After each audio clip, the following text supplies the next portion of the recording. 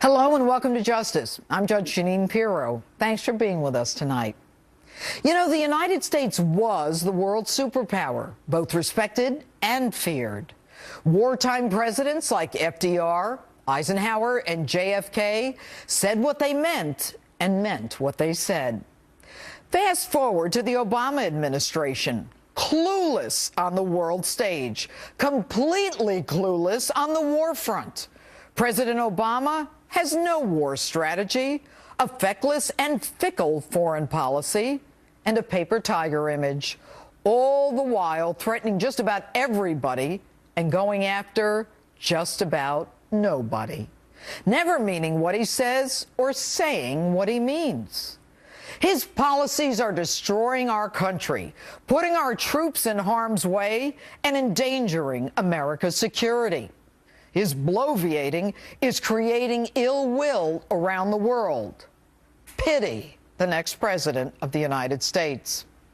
Now, the skirmish hasn't even begun between Russia and Ukraine, yet President Obama runs out to a hastily arranged press conference last night to get in the middle of the fight, warning Russia that there will be costs for any Russian military intervention. Take a listen. Indeed, the United States will stand with the international community in affirming that there will be costs for any military intervention in Ukraine. Really, Mr. President? What are you going to do? Your red lines become pink lines, which in the end make us look completely yellow. And just this afternoon, Mr. President, you had a call with President Putin, where you told Putin that his actions would negatively impact Russia's standing in the international community. Seriously? You're worried about Russia's standing in the international community?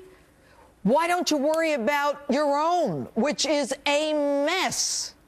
And by the way, who made you the world's cop? Being dictator in the United States doesn't make you king of the world. What is it about you? Is it your ego?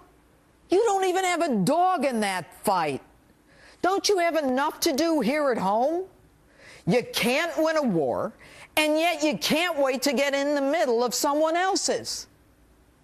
Come on now.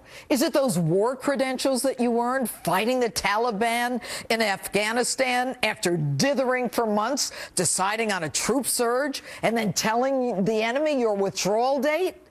It's clueless. Some military strategy, one apparently even you didn't believe, according to your then Secretary of Defense, Robert Gates. So why are you scrapping for a fight? For what? Your red lines, your threats, your foreign policy, it's all full of hot air. It's actually embarrassing. Now, you don't have a foreign policy, and everybody knows it. Have you already forgotten that you and hapless Hagel just announced this week you were reducing the size of the military to pre-World War II levels, while the rest of the world is on the march, increasing the size of their military? And by the way, what does a pre-World War II level mean? Everyone going to be flying around in a prop plane? Then for sure we'll never be able to protect our troops around the world, as in Benghazi. Hell, why not go back to F-Troop? Drilling and fighting, get them down, they know their morale can't droop. As long as they all relax in town before they resume with a bang and a boom. F-Troop! Clueless.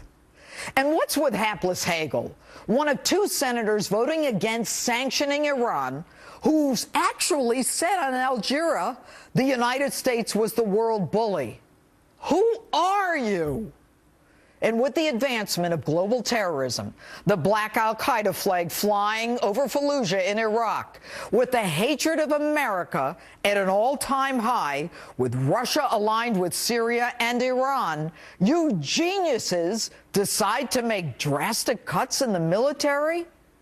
And what's with you and Putin? At least Putin got his parliament to give him permission to use troops in the Ukraine.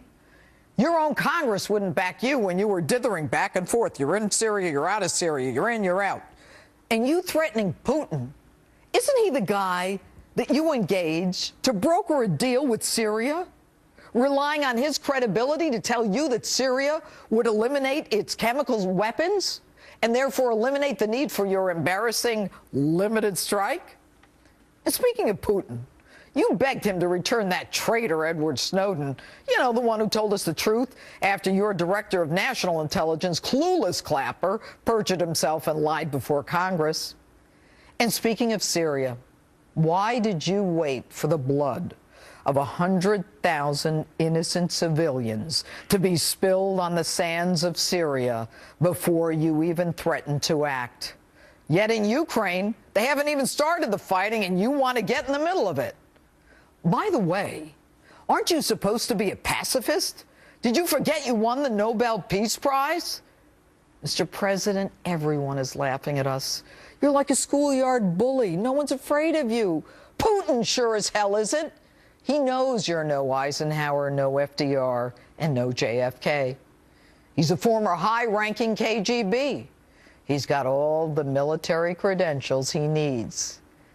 And what might your military credentials be, Mr. Commander-in-Chief?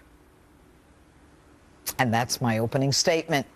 With me now is former Deputy Assistant Secretary of Defense and Fox News national security analyst, my friend KT McFarland, and on the phone, Fox News military analyst, Colonel David Hunt.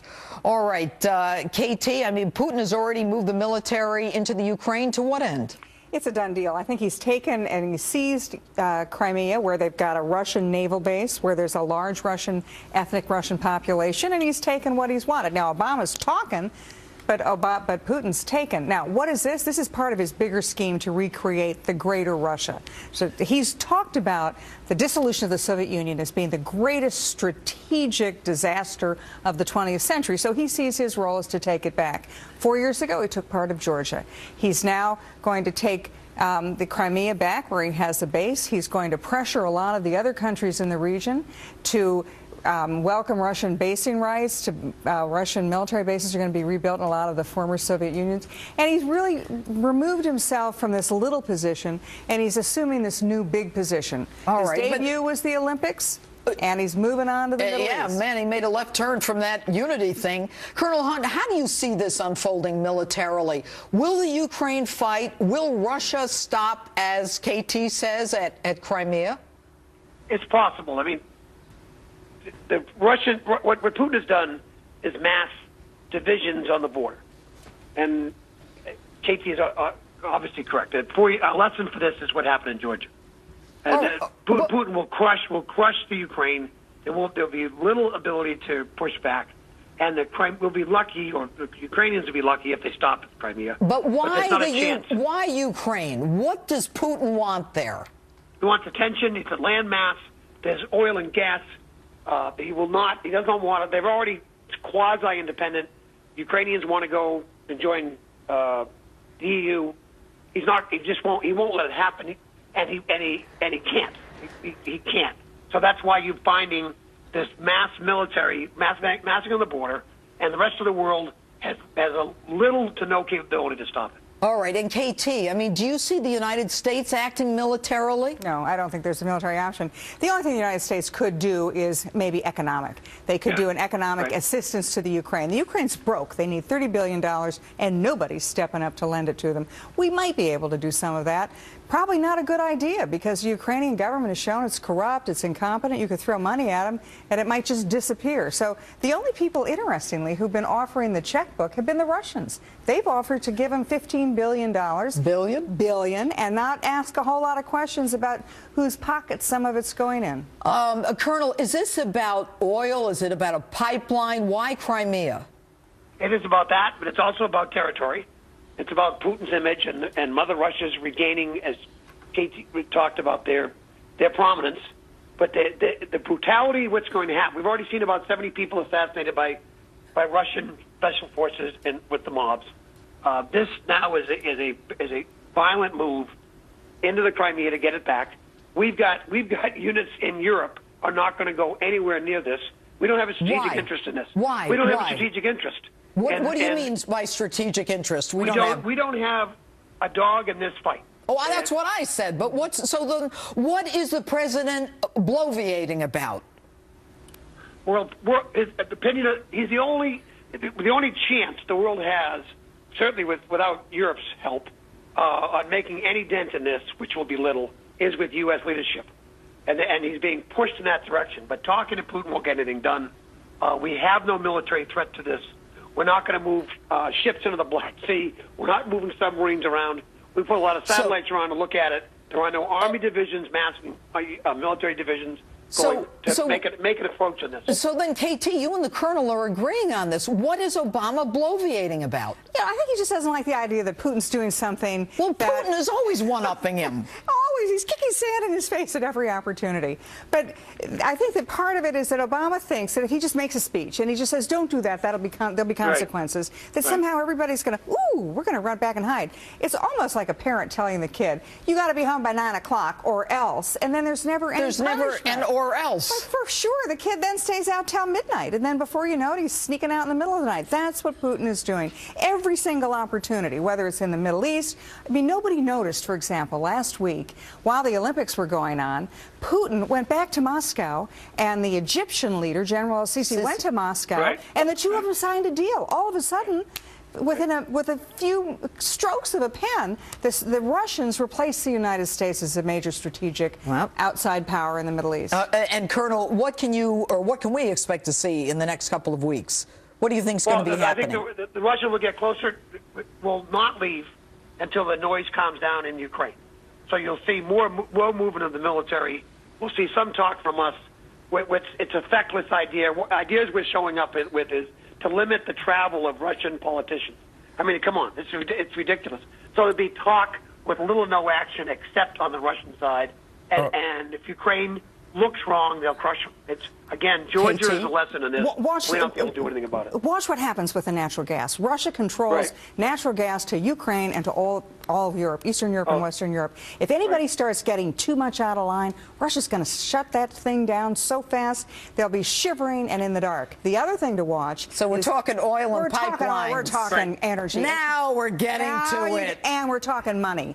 Who bails out Ukraine? Does Europe, does the United States, does the International Monetary Fund, or do the Russians? All right. KT and Colonel Hunt, thanks so much for your insight on this. You're welcome. All right. And coming up, a Medal of Honor recipient pulls no punches in responding to the Obama administration's proposed military cuts.